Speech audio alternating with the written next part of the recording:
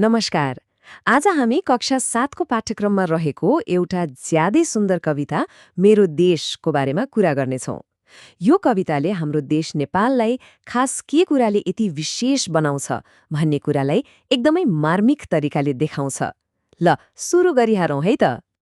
वाह, यो दृश्य हेर्नुस् त, कस्तो मनमोहक।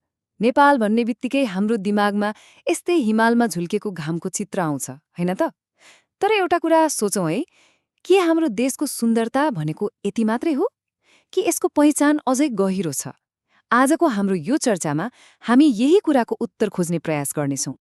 आजको हाम्रो कुराकानीलाई हामीले 4वटा मुख्य भागमा बाँडेका छौँ।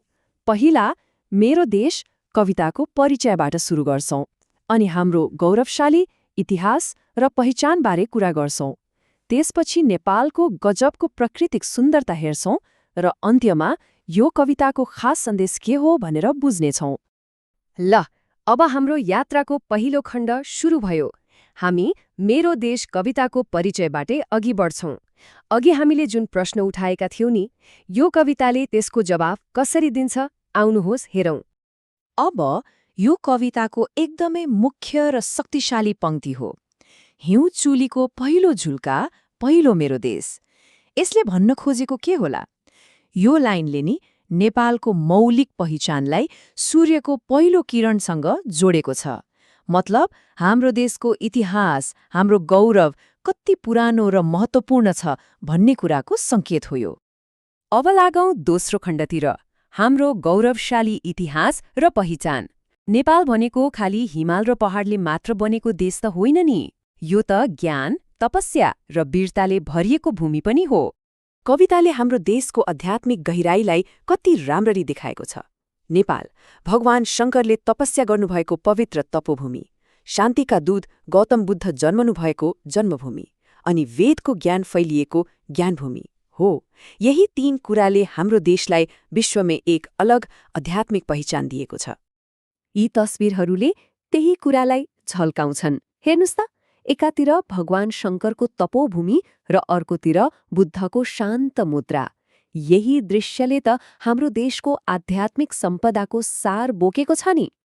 तर हाम्रो पहिचान इतिहासमा मात्रै अड्केको छैन। यो त यहाँका मानिसहरूको काम, उनीहरूको मेहनतमा पनि झल्किन्छ।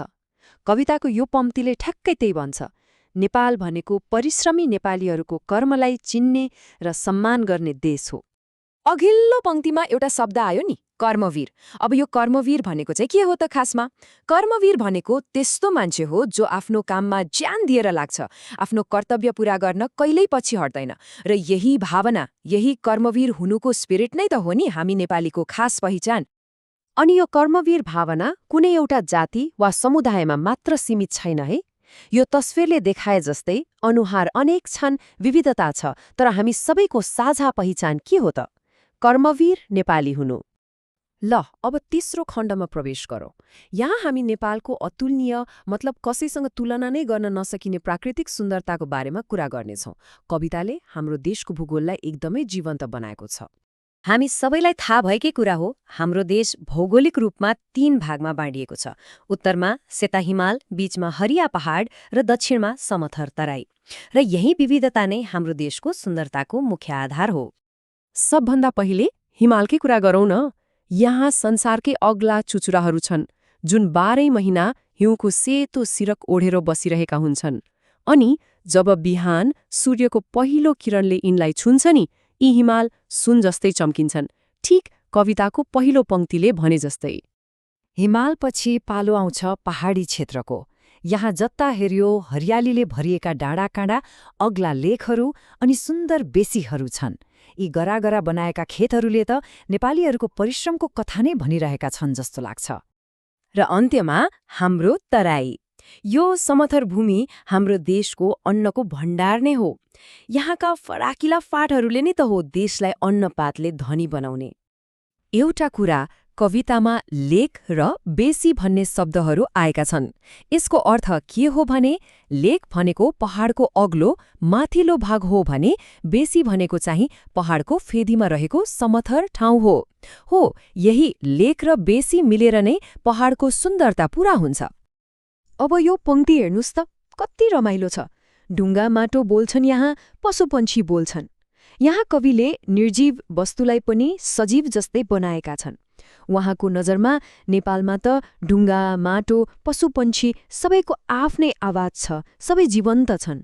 यसले प्रकृतिसँग हाम्रो सम्बन्ध कति गहिरो छ भन्ने कुरा देखाउँछ। ल, अब हामी हाम्रो छलफलको अन्तिम खण्डमा आइपुग्यौं, कविताको मूल भाव। यति बेरसम्म हामीले जुन जुन कुराहरू गर्यौं ती सबैलाई जोडेर हेर्दा कविताले दिन खोजेको मुख्य सन्देश चाहिँ के रहेछ, अब त्यो बुझौं। भनेपछि सारमा कुरा के हो भने नेपालको पहिचान कुनै एउटा कुराले मात्र बनेको छैन।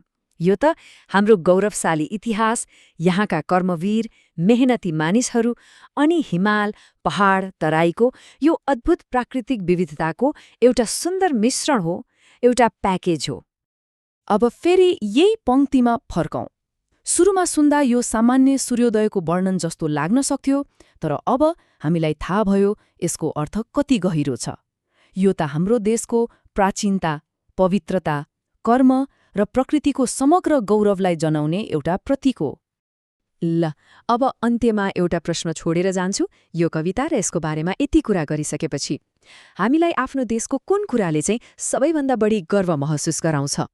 के त्यो हाम्रो गौरवशाली इतिहास हो, कि यहाँका मेहनती मानिसहरूको परिश्रम, वा यो सुन्दर अनुपम प्रकृति? एकपटक सोच्नुहोस् है त।